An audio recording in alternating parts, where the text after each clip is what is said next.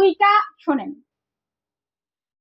সে আমার দুইটা বাচ্চার বাবা, তার সঙ্গে আমার 10 বছরের সংসার ছিল, সেখানে তো তার সঙ্গে আমার যোগাযোগ থাকবেই, এটা তো কেউ, কারণ তার আর আমার দুইজনের দুইটা বাচ্চা, তারও জীবন যেখানে আমারও জীবন সেখানে, কারণ তারও সবকিছু জুড়ে ওই দুইটা ছেলে, আমারও সবকিছু জুড়ে আমার দুইটা সন্তান।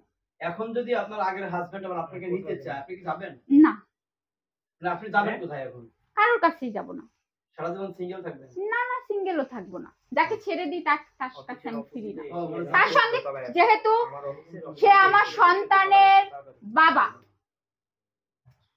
সেহেতু তার সঙ্গে আমার যোগাযোগ থাকবে, তার সাথে আমার বিজনেসের অনেক কিছু শেয়ার আছে, থাকবে। লাস্ট একটা প্রশ্ন, আমি এখন মনে করেন যে সাপোজ শুনতেছি যে আবার রিয়া নাকি হিয়ার সাথে সম্পৃক্ত হয়ে গেছে, এখন ম্যাক্স যদি আবার আপনাকে নিতে চায়, আপনি একদম এইসব বাজে প্রশ্ন আমাকে করবেন না। বাজে প্রশ্ন না, এই টাইপের কথা, শোনেন, আলমের সঙ্গে আমার একটা, সেটা আপনি ম্যাক্স এই টাইপের প্রশ্ন করবেনই না আমাকে।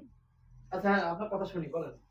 করবেনই না, এটা আমি পছন্দই না। ম্যাক্স ওই সম্পর্কে কোনো প্রশ্ন করব না। না না, ওর মতো ওসব কি বলেন, ও তো আমার জুতা টানারও যোগ্যতা রাখে না। মিথিলা আপু, একটু জানতে চাই, আপনি বলছিলেন আপনার হাজবেন্ডের লাইফে আপনি পেয়ে যাবেন না, কিন্তু আপনার হাজবেন্ড বলছিল যদি সন্তানরা চায় তাহলে আনবো, তো যেহেতু সে সবসময় কথার